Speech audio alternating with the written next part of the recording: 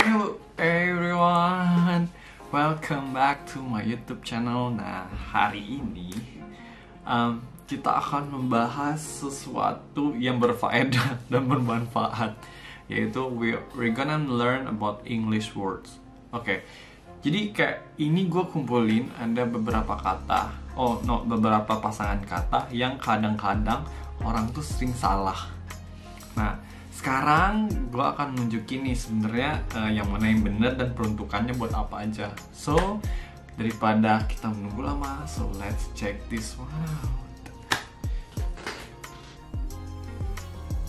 Oke guys, ini kita mulai di English 101. Which one is correct? So basically yang kita akan lakukan adalah kita akan nebak dulu nih. Ini ada dua pilihan kata, yang mana sih yang benar? Nah, coba ya nih. For example, this is the first pair of words ya. So, let's see. First one. Congratulations or congratulation. Nah, ini ada dua beda ya. Congratulations pakai S atau congratulation nggak pakai S. Ini kayak minuman banget ya, pakai S atau enggak. So anyway, for example, this is the word, the sentence.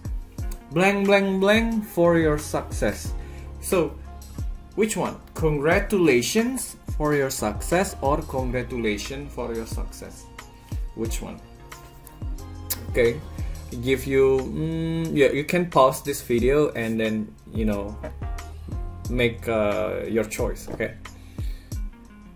Tara, oke langsung jawab aja. Nah, congratulations or congratulation. Nah, jadi di sini guys, di kalimat ini blank blank blank for your success. Jadi kayak kita ingin menyelamati lah kayak gitu, giving a praise lah ke someone, kayak well done gitu loh. Well done for your success. Nah, sebenarnya yang benernya adalah apa? Jadi jawabannya adalah congratulations pakai S. So, congratulations itu lebih common ketika kita memberikan selamat ke orang lain gitu loh. Sebenarnya dua kata ini sebenarnya ada di bahasa Inggris, tapi untuk menyampaikan well done atau congratulatory word ke orang itu lebih ke congratulations. Okay, and then next, your or your. So, for example, ini ada dua kata. Kalau misalnya kata pertama, sentence pertama misalnya, you made it around the track in under a minute. You blank blank blank fast. Your atau your. So, the answer is you apostrophe RE. So, your itu sebenarnya adalah singkatan dari you are sebenarnya. Panjangannya tuh you are, your ini. So, jadi kan kalau misalnya misalnya your fast, nggak nyambung. Ini harusnya yours ya apa, you are fast gitu loh. Jadi yang benar adalah you ada tanda petik RE atau singkatan dari you are. So, yang bawahnya how's blank blank blank fast going. Are you getting hungry now? So, ini apa? Your atau you are. So, the answer is adalah your. Jadi how's your fast going? Maksudnya puasa kamu gimana? So basically the difference between these two adalah kalau untuk your is possessive. Jadi kayak kepemilikan itu. And kalau misalnya your itu is a contraction of you are lah sebenarnya. Jadi you can use both of it in different sentences. Nah, kemudian it's or its. So ini sebenarnya kalau di pronounce itu agak mirip ya. Nah, tapi kalau misalnya di kalimat ini, it blank blank blank really hard question. It's atau its. Yang kedua. Nah, ini jawabannya adalah yang kedua. Ini kan seharusnya it is really hard question. Nah, bedanya apa sih dua ini? Jadi this one tends to confuse even the best of writers sebenarnya ya. Kalau it's yang gabung itu tuh untuk posesif, jadi untuk kepemilikan. And then kalau misalnya it's yang ada tanda petik itu is a contradiction of it is, maksudnya kayak kepanjangan dari it is gitu loh. Oke, so jadi for this sentences yang sentence itu yang benar adalah yang kedua, it's ada tanda petik s. Oke, karena ini harusnya it is. Jadi ada subject, ada to be, terus langsung ke kalimatnya. Oke.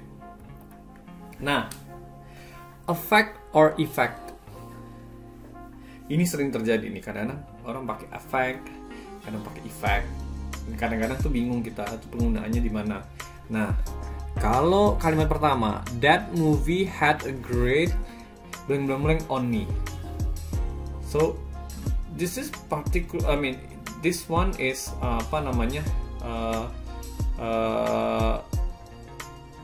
noun yang pertama nih. Jadi that movie had a great apa? Kata bendanya apa? On me. Nah, jadi untuk kalimat pertama itu yang benar adalah effect.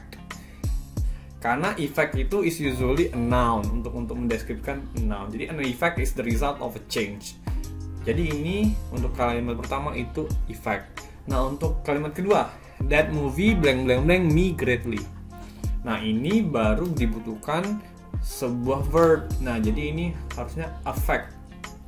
Jadi that movie affect me greatly. Jadi kalau yang satu affect itu adalah fungsinya sebagai verb atau kata kerja, kalau effect itu untuk kata benda atau noun. So that's the difference. Me or I. Nah, ini sebenarnya me or I itu sering terjadi kesalahan sih penggunaannya. Nah, sebenarnya gue juga nggak kadang-kadang juga lupa. Sebenarnya ya, me or I di sentences tuh yang mana sih yang tepat gitu. Kadang-kadang gue mix and match. Karena kalau misalnya gue denger itu make sense, ya udah gue pakai itu. Maksudnya kadang pakai me, kadang pakai I. Nah, sekarang kita belajar sebenarnya bedanya apa. Jadi kalau I itu is always used as a subject. Jadi dia tuh emang untuk subjek kayak I eat rice every day, or I'm going to do something, or that kind of stuff. Jadi itu sebagai subjek. Nah, kalau me is used as an object. Nah, misalnya, for example, this sentence ya, when you get done with the lab report, can you send it to Ari and me? Nah, karena ini kan subjeknya kan nah jadi kan Ari dan sebuah objek kan, objeknya apa itu ya, objeknya baru me atau saya gitu loh. So kalau I untuk subjek, me itu untuk objek. Nah, next, to or two. Jadi to o-nya 1 atau to o-nya 2. Nah, jadi sebenarnya to or atau to o-nya 2 itu sebenarnya dua kata, dua-duanya tuh ada di bahasa Inggris. Nah, untuk to yang o-nya 1 is typically used before a noun or verb and describes as a destination, recipient or action. Jadi kalau destination, where do you want to go? I want to go to the market. So it's the destination. Terus a recipient misalnya, I want to be close with you, or to you, or and I want to sit next to you, tuh. And then or foreign actions, I want to do something, to swim, or to whatever it is, whatever action do you want to describe. And then kalau to-nya 2 on the other hand is a word that used as an alternative to also or as well. Jadi misalnya, do you like a pancake? I like that. I like pancake. Misalnya kayak I went to the market. Misalnya gitu. She went there too, gitu loh. Jadi dia kesana juga. Or she went there as well, gitu loh. Nah, kemudian selain itu ada to yang O-nya 2, itu artinya adalah extreme gitu loh. It's also used to describe an adjective in extremes. Misalnya too cold, too hot, and sort of things. So, misalnya ini, for example, my friend drove me blank blank blank my doctor's appointment. Nah, ini apa? Ini kan kayak destination ya. Jadi, yang dipakai adalah yang pertama, my friend drove me to my doctor's appointment. Nah, kemudian we both think it's blank blank blank cold outside. Maksudnya tuh kayak it's extremely cold. It's too cold. Nah, ini baru yang to-nya yang kedua. Atau to-nya O-nya ada 2. Nah, ini a lot or a lot. Nah, ini sering terjadi kesalahan. Pakai spasi atau enggak? Nah, for this one, kalau a lot yang nggak pakai spasi is a common misspelling of a lot. Jadi sebenarnya yang di tanda kutip ini itu tuh nggak ada di bahasa Inggris. A lot. Kalau bahasa Indonesia ada a lot daging ya. Dagingnya a lot. Nah, yang benar ada a lot. Atau a lot should always be spelled as 2 words. Jadi kan a dan lot. The meaning of a lot depends on the context. Usually it means many atau banyak or to a great extent.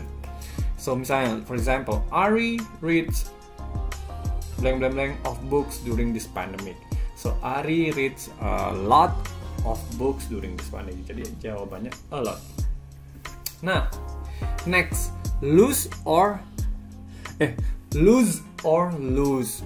Nah, ini agak ini ada apa namanya, membingungkan juga sih kalau misalnya kita pronounce orang Indonesia pronounce atau orang bule pronounce di telinga kita tuh kayak mirip semua dua ini. Nah, tapi kalau misal jadi sebenarnya beda lose sama lose adalah kalau lose O-nya 1 itu a verb that means to be unable to find something or for something or someone.